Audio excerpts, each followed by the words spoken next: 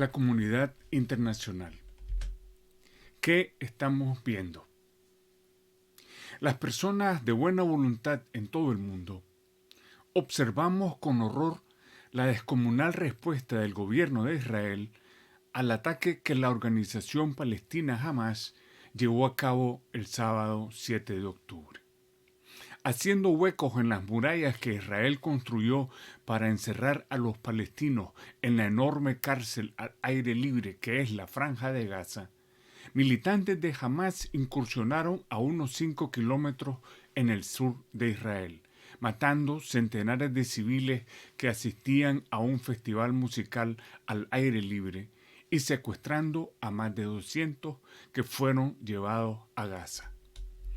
Al terror de Hamas, el Estado de Israel está respondiendo con terror muchas veces multiplicado, cometiendo desde el mismo día del ataque crímenes horrendos contra la población civil y bombardeando indiscriminadamente. En los primeros 6 días desde el ataque, Israel había arrojado sobre la población de la Franja de Gaza más de 6.000 bombas.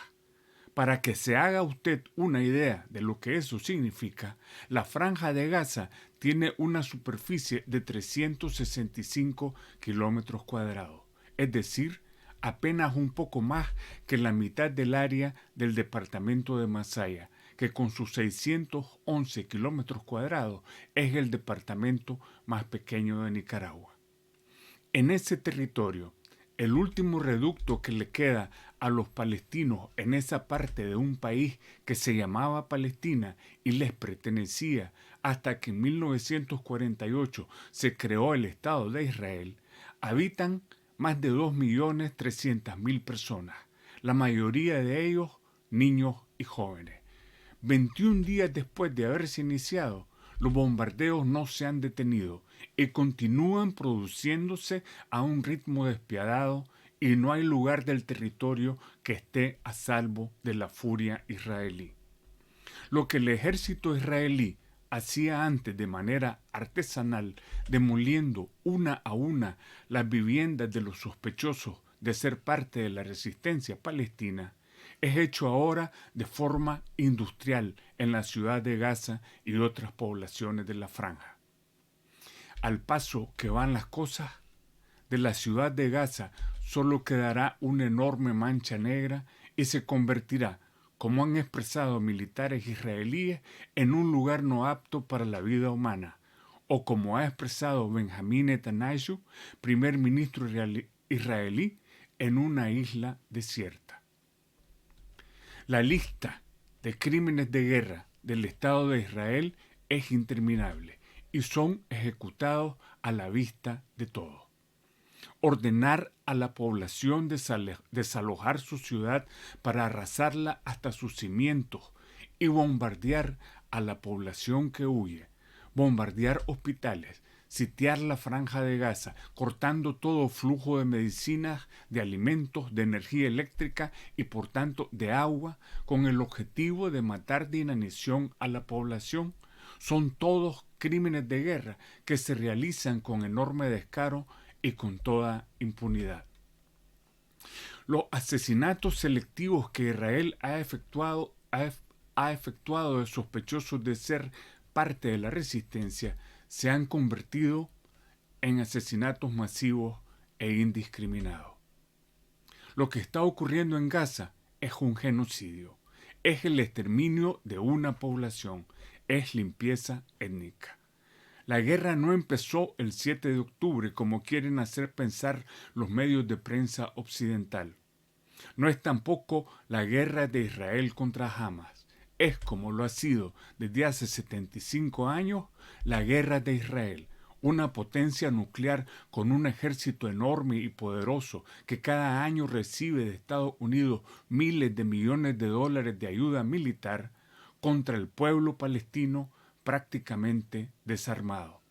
El objetivo de Israel siempre ha sido borrar de la faz de la tierra al pueblo palestino y apoderarse de todo su territorio. Las cifras hasta las 2 de la tarde, hora local, del día de ayer, 26 de octubre, son escalofriantes. En Gaza los muertos ascendían al menos a 7.326, incluyendo entre ellos a 3.038 niños, 1.726 mujeres y 397 personas de la tercera edad. Los heridos ascendían al menos a 18.967. En la Cisjordania ocupada, los muertos ascendían a 108 y los heridos al menos a 1.900. Por parte de Israel, los muertos ascendían al menos a 1.405 y los heridos al menos a 5.435.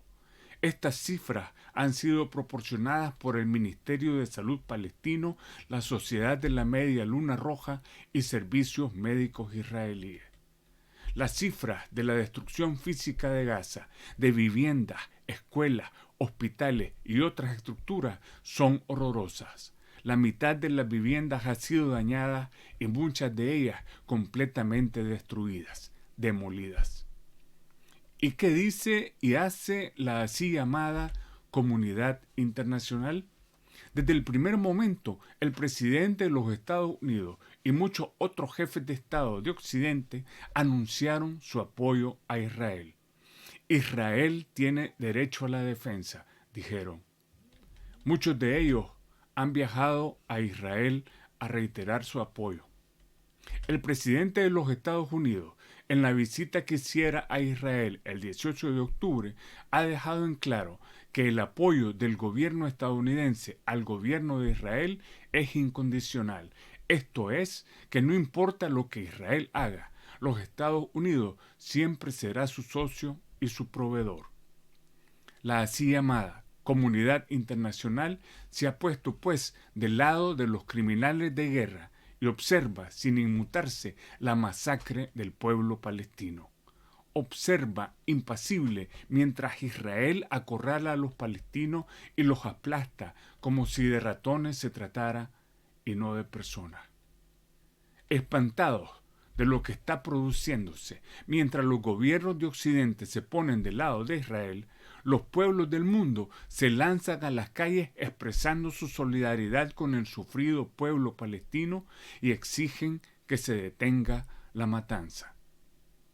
Mientras la guerra de Israel al pueblo palestino continúe de esta forma, los pueblos seguirán protestando. ¿Qué tiene que ver todo esto con Nicaragua? Tienen que ver, y mucho, pero por ahora solo señalaré algunos puntos. En primer lugar, lo que está ocurriendo nos deja ver que para los Estados Unidos y en general para la comunidad internacional, no todos los pueblos tienen la misma valía.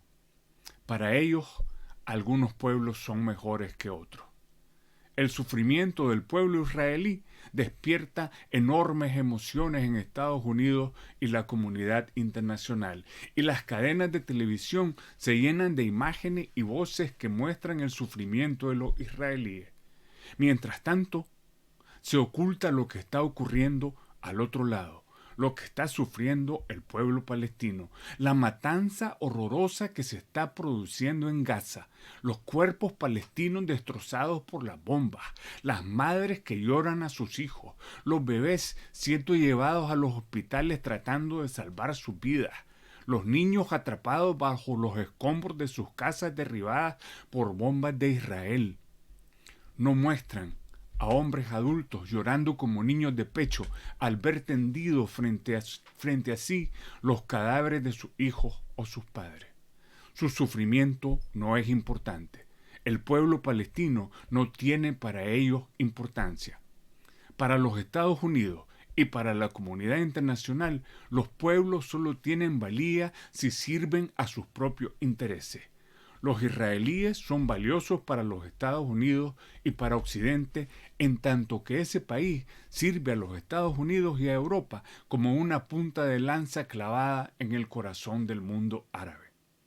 El pueblo ucraniano es importante y tiene mucha valía para Estados Unidos y Europa porque está frenando al gigante ruso fuera del territorio de Europa Occidental y está peleando en lugar de ellos.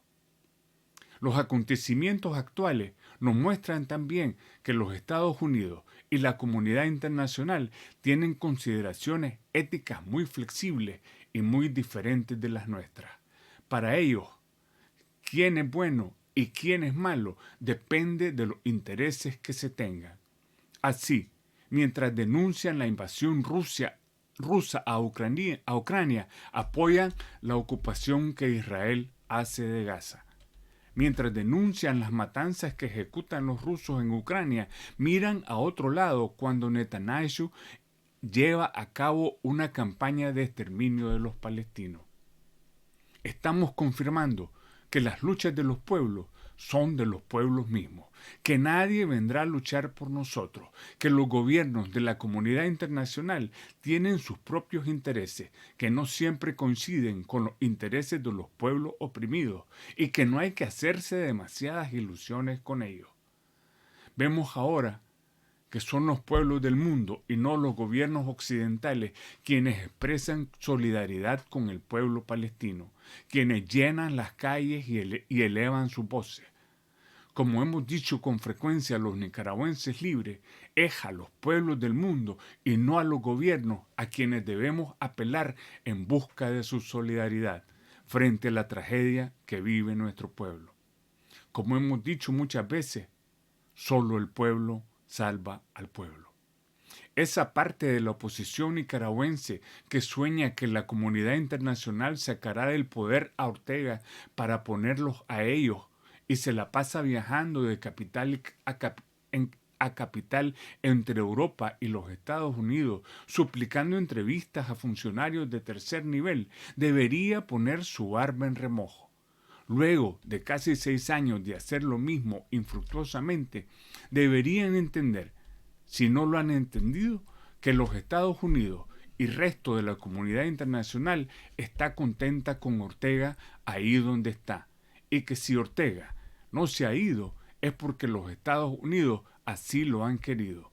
Deberían entender que el sufrimiento de nuestro pueblo no les quita el sueño y no les hará mover ni un dedo para aliviarlo. Deberían entender, por último, que para salir de Ortega hay que dirigir la vista hacia Nicaragua y su gente, y no a Washington o Bruselas.